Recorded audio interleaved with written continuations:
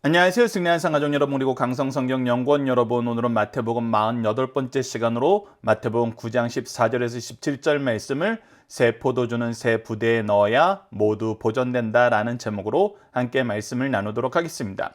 승리한 삶은 박유일 목사님의 구속서로 조망한 성경 연속 강해집을 통해서 편집이 되어 있습니다. 이번 달 저희들이 함께 나누는 8장에서 13장까지의 내용은 강해집 마태복음 2권을 통해서 편집이 되어 있습니다.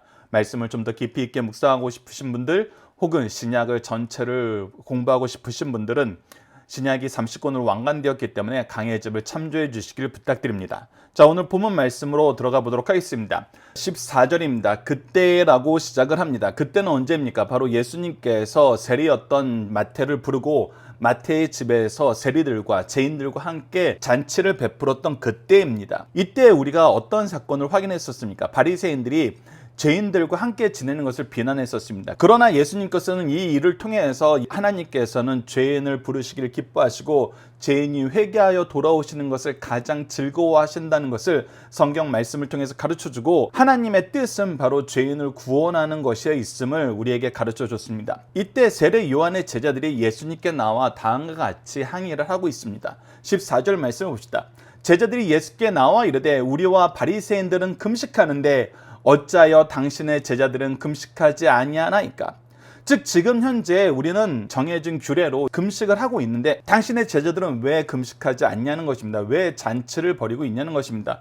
왜 우리가 하는 좋은 일을 함께하지 않느냐는 것입니다. 앞서는 죄인들과 함께하고 있다는 것에 대해서 비난을 했었는데 그 비난이 먹히지 않자 이제 좋은 일을 하지 않는 거에 대해서 지금 항변을 하는 것입니다. 우리가 이 지점에서 다시 한번 금식에 대한 성경적인 가르침을 잠깐 복습해보는 시간을 갖도록 하겠습니다. 이미 우리가 마태복음 32강을 통해서 간략하게 살펴봤던 것인데, 성경을 통해서 금식이 선포되었던 예를 한번 살펴보도록 하겠습니다. 간략하게 한번 보겠습니다. 첫 번째는 간절한 간구로 금식을 했던 적이 있습니다. 바로 다윗의 경우였죠. 다윗이 그 아이를 위하여 하나님께 간구하되 다윗이 금식하고 안에 들어가 밤새도록 땅에 엎드렸으며 라고 얘기했습니다. 밧세바를 통해서 아이를 낳았던 것에 대해서 하나님의 징계가 선포되자 그 아이를 위해서 금식하고 하나님께 간구했던 그 사건입니다. 두 번째는 민족의 문제를 위해서 금식했던 경우입니다.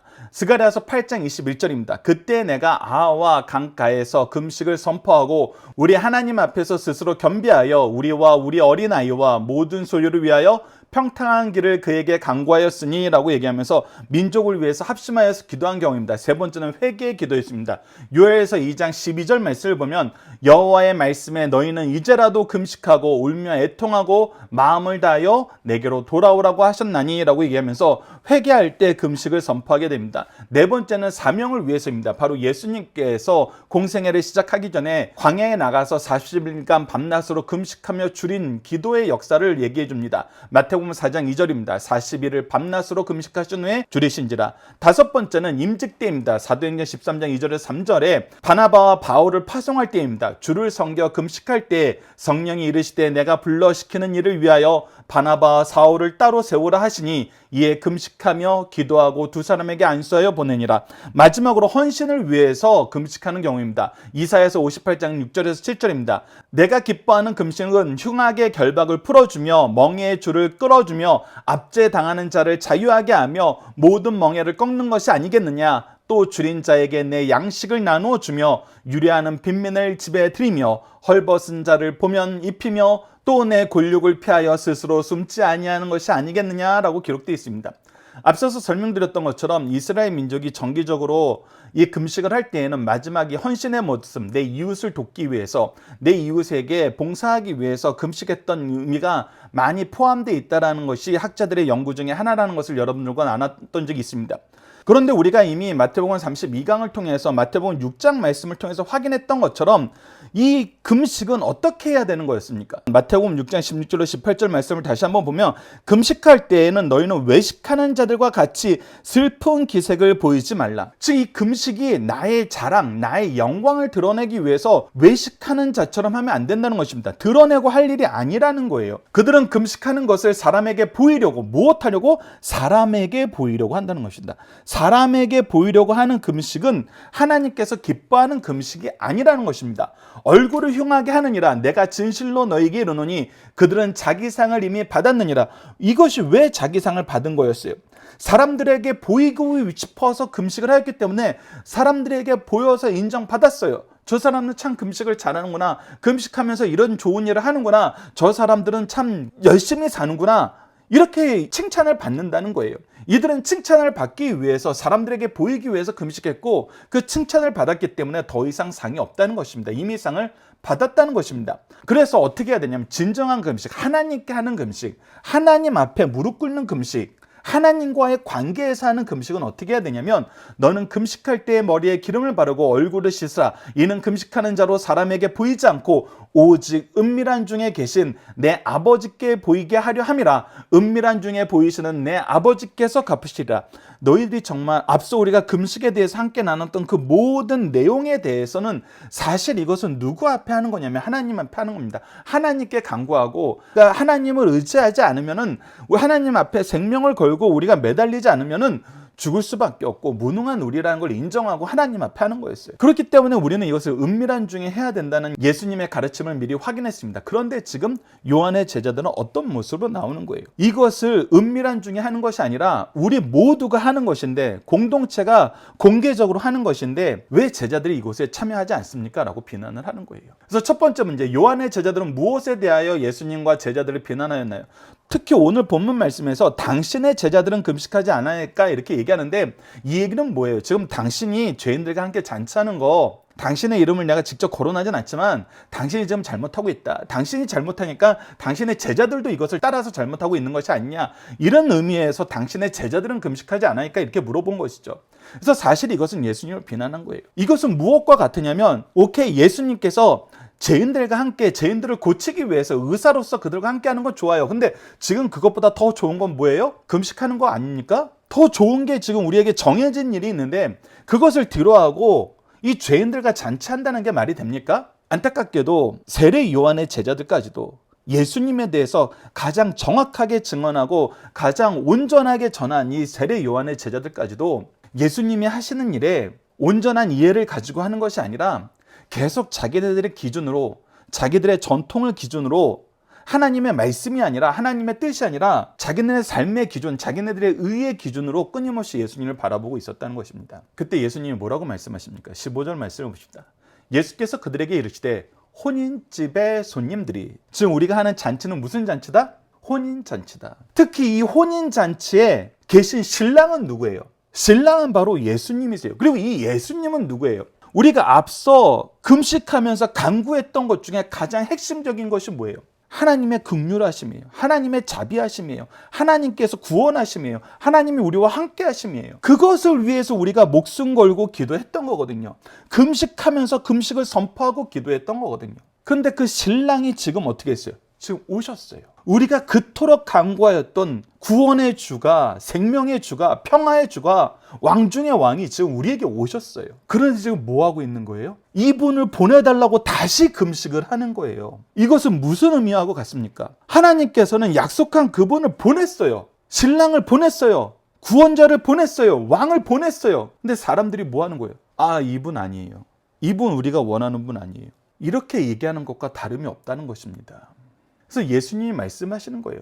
신랑과 함께 있을 동안은 슬퍼할 수 있느냐? 지금 우리가 그렇게 기다리고 신랑 보내달라고 금식하면서 기도했는데 그 신랑이 왔는데 어찌하여 금식하느냐? 금식할 수 있겠느냐? 아니라는 거예요. 그런데 너희들이 지금 하는 것은 무엇이냐는 거예요. 하나님이 주신 기쁨의 잔치. 너희들이 그렇게 간구하던 신랑이 오셨는데 신랑을 보내달라는 기도를 다시 한다는 것은, 신랑을 보기 위한 금식을 또 한다는 것은 정말 심각한 해석밖에 나오지 않는다는 거예요. 우리 이 신랑 마음에 안 들어요.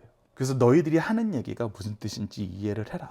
하나님의 뜻을 알지 못하면 이렇게 어리석은 행동을 이렇게 담대하게 할 수 있다는 것입니다. 그러면서 예수님이 한 가지 말씀을 더 해요. 그러나 신랑을 빼앗긴 날이 이르느니 그때에는 금식할 것이니라. 즉 예수님이 고난으로 죽음으로 가시는 그 길이 그들에게 닥칠 때 그때는 슬퍼하면서 다시 한번 하나님의 은총과 자비하심과 긍휼을 바라는 이 금식을 하게 될 것이라는 것입니다. 우리가 함께 묵상할 말씀을 잠깐 보도록 하겠습니다. 야고보서 5장 13절입니다. 우리가 어떤 삶을 살아야 됩니까? 너희 중에 고난당하는 자가 있느냐? 그는 기도할 것이요. 즐거워하는 자가 있느냐? 그는 찬송할 것이니라. 올바르게 지금 현재 상황을 파악해야 된다는 거예요. 하나님께서 지금 현재 우리에게 기도할 때인지 찬양할 때인지를 알게 하세요. 알 수 있는 지혜를 주셨어요. 신랑이 우리와 함께 있으면 찬양해야 돼요. 그러나 우리가 이 신랑을 잃고 다시금 방황할 때가 있어요. 그때는 우리가 하나님께 간구해야 돼요. 눈물로 기도를 해야 돼요. 계속해서 봅시다. 전도서 7장 13절로 14절입니다.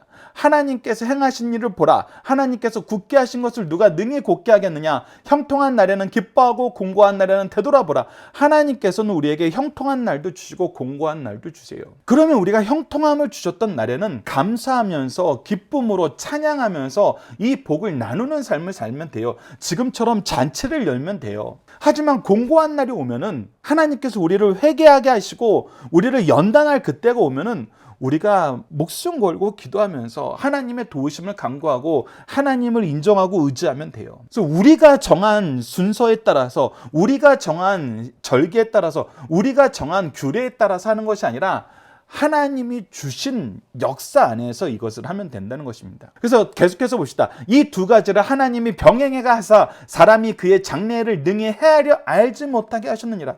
그래서 우리는 하나님의 역사 앞에서 계속 겸손해야 돼요. 하나님이 이끄시는 대로 살면 돼요. 그런데 지금 현재 이 금식을 하고 있는 사람들, 예수님께 끊임없이 항의를 하는 사람들의 모습을 보세요. 이 세상 모습을 누구의 기준으로 보고 있어요? 오직 내 기준으로 보고 있어요. 그러니 예수님이 오셔도 그분이 메시아인 줄 모르고 지금이 하나님께서 우리에게 주신 기쁨의 때인지 슬픔의 때인지 구분을 못하는 거예요. 그래서 우리가 정해놓은 이 금식의 시간인데 왜 이거 함께하지 않아요? 라고 항변하게 되는 것입니다. 그래서 두 번째 문제를 봅시다. 예수님은 이 비난에 대해서 유대 전통을 통해서 어떻게 설명하고 있나요? 금식하는 것은 하나님께 하는 것이지 사람에게 하는 것이 아니라는 거예요. 그리고 하나님께서 지금 기뻐할 때인지 슬퍼할 때인지 다시 한번 보라는 것입니다.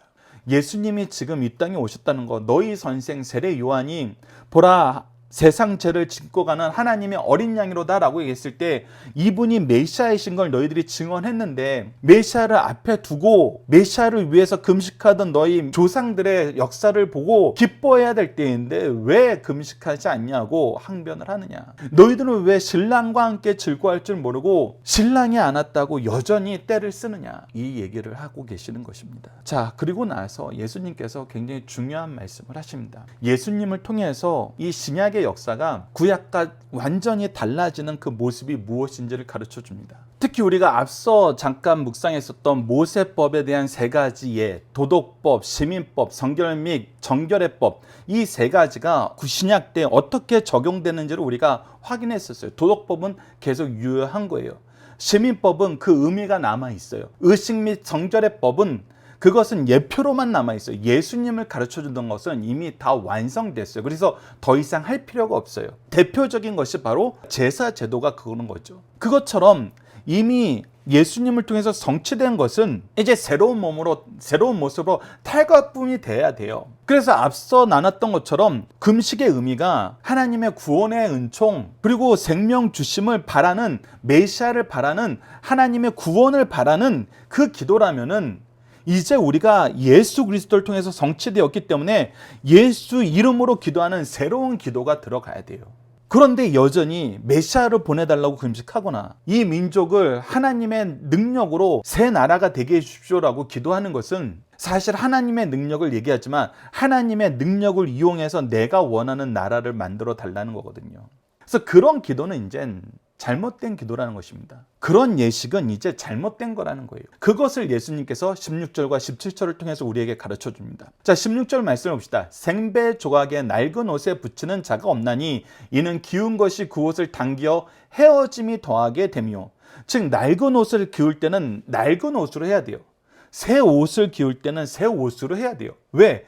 그것이 서로 늘어지는 것이 다르고 수축되는 영이 달라서 이것이 맞지 않고 오히려 찢어지거든요.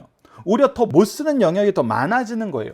동일하게 17절에서도 새 포도주를 낡은 가죽 부대에 넣지 아니하나니 그렇게 하면 부대가 터져서 포도주를 쏟아지고 부대도 버리게 됩니다. 새 포도주는 새 부대에 넣어야 둘 다 보존되느니라. 이것은 우리가 생활 속에서 자연스럽게 터득한 지혜예요. 근데 예수님께서 이것을 왜 말씀하시는 거예요? 지금 유대인들이 여러 가지 예법들이, 절기에 관한 법들이 예수님을 가르쳐 주기 위해서 상징으로 주신 것이 많아요. 그 상징으로 준 것을 지키기 위해서 이 사람들이 장로들의 유전을 계속 만들어냈는데, 그것이 하나님이 이 법을 제정하신 입법 취지와 다른 것도 너무 많아요. 특히 금식법도 우리가 대놓고 누군가를 비난하기 위해서 금식이 선포된 거 아니에요. 우리가 더 절실히 하나님을 찾자 하는 거예요. 그리고 그분의 구원을 우리가 기다리자 하는 거였어요. 근데 이것이 어떻게 변질돼 버렸어요? 누군가를 징계하고 누군가를 재판하는데 그의 죄의 유무를 나타내는 것으로 변질돼 버렸어요. 그러다 보니까 예수님이 오셨는데도 여전히 금식해야 된다는 얘기가 나오는 거예요. 그래서 예수님께서 이 부분을 고치시고 앞으로 예수님을 통해서 무엇이 과거의 것이고 무엇이 새로운 것인지를 가르쳐 주시는 거예요. 그것을 이제 너희들이 구별해서 해석할 수 있어야 된다는 거예요. 이런 부분을 우리가 어디서 확인할 수 있습니까? 사복음서 이후에 사도행전에서 그 이후에 여러 가지 규례에 대해서, 먹는 것에 대해서, 입는 것에 대해서, 절기를 지키는 것에 대해서 얼마나 많은 혼선들이 와요. 특히 유대인들은 이방인들을 통해서 세워진 교회를 찾아다니면서 뭐를 하라 그래요? 할례 받으라 그러고, 유대인들이 그동안 지켜왔던 모든 규례를 지키지 않으면 너희들 하나님 믿는 거 아니다, 예수님 믿는 거 아니다 라고 얘기를 하는 거예요. 그때마다 사도들이 얼마나 그 부분에 대해서 회의를 하고 교회에서 그 부분에 대해서 올바른 해석을 하기 위해서 얼마나 노력했어요. 그래서 이런 부분이 우리에게 굉장히 중요한 부분이라는 거예요. 이 부분을 우리가 잘 해야 된다는 거예요. 그래서 우리가 이 부분에 대해서 함께 묵상할 말씀을 보면 골로새서 2장 16절에서 17절을 봅시다. 그러므로 먹고 마시는 것과 절기나 초하루나 안식일을 이유로 누구든지 너희를 비판하지 못하게 하라. 이것들은 장래일의 그림자이니 몸은 그리스도의 것이니라. 즉 그리스도를 통해서 성취된 걸 가지고 계속해서 그거 안 한다고 비난하지 말라는 거예요. 예수 그리스도를 알게 하기 위해서, 예수 그리스도를 바로 믿게 하기 위해서, 예수 그리스도를 바로 받아들이게 하기 위해서, 예수 그리스도를 믿는 그 마음을 준비시키기 위해서 주신 것인데, 그분이 오기 전에 그분을 알아보게 하기 위해서 주신 것인데, 그분이 오셨어요. 그리고 그분이 성취했어요. 그럼 이제 그분과 함께 다니면 되거든요. 우리가 예수님과 동행하면 되거든요. 근데 여전히 그걸 거절하고 과거의 예수님을 기다렸던 그 모습이 아름답다는 거예요. 그러면서 뭘 거절하는 거예요? 예수님을 거절하는 거예요. 오늘 14절에서 15절 말씀이 여러분들 단회적인 사건으로 끝난 게 아니에요. 사도들이 전 세계에 복음을 전하러 다닐 때 이 일이 계속 반복해서 일어났어요. 그래서 계속 경고하시는 거예요. 이것으로 비판받지 않게 해라. 이것으로 시험 들게 하지 말라. 끊임없이 얘기해주고 계시는 겁니다. 고린도후서 5장 17절 한 절 또 봅시다. 그런즉 누구든지 그리스도 안에 있으면 새로운 피조물이라. 이전 것은 지나갔으니 보라 새 것이 되었도다. 이전 것과 새 것의 의미의 차이를 여러분들 잘 이해하셔야 됩니다. 특히 이 부분을 앞서 말씀드렸던 대로 우리가 앞서 묵상했던 모세법에 대한 이 세 가지 카테고리의 해석, 도덕법은 여전히 있습니다. 시민법은 그 시대에 따라서 새로운 해석이 들어올 수 있습니다. 의식 및 성결의법은 이미 완성됐습니다. 그렇다면은 우리가 지금 얘기하고 우리가 지켜야 된다는 것이 예수님을 기준으로 어느 것이 맞는지, 예수님이 우리에게 가르쳐준 말씀을 기준으로 어떤 모습이 맞는지는 우리가 항상 살펴봐야 돼요. 그러나 또 주의해야 될 거, 예수님이 이 모든 절기를 지키시면서 모든 규례를 다 이루시면서도 쉬지 않으시는 게 두 가지가 있어요. 바로 그것이 무엇이냐면 밤낮으로 기도하신 것과 말씀을 계속해서 전하신 거예요. 그래서 말씀을 배우고 가르치는 것과 기도는 구약에서부터 신약 전체에 이르기까지 한 번도 중단된 적이 없고, 이것의 중요성에 대해서 한 번도 강조하지 않은 적이 없어요. 그러니 여러분, 이것도 교회의 규례네, 이것도 교회의 절기네 라고 얘기하면서 성경 공부하는 거 등한시하지 마십시오. 기도하는 거 등한시하지 마세요. 기도와 말씀은 항상 해야 되는 것이고, 날마다 해야 되는 것이고, 주야로 묵상하면서 쉬지 말고 기도해야 된다는 것이 성경에서 끊임없이 가르쳐 주는 것입니다. 이거보다 더 우리에게 능력 주시는 하나님의 역사는 없기 때문이에요. 그래서 우리가 잘못된 길로 가지 않기 위해서는 말씀과 기도는 더 철저히 해야 됩니다. 그래서 세대를 이어서 하나님의 능력을 우리에게 주시는 가장 확실한 방법입니다. 여러분들께서도 말씀과 기도는 더 깊이 있게 여러분 삶 속에 자리 잡을 수 있도록 노력해 주시기를 부탁드립니다.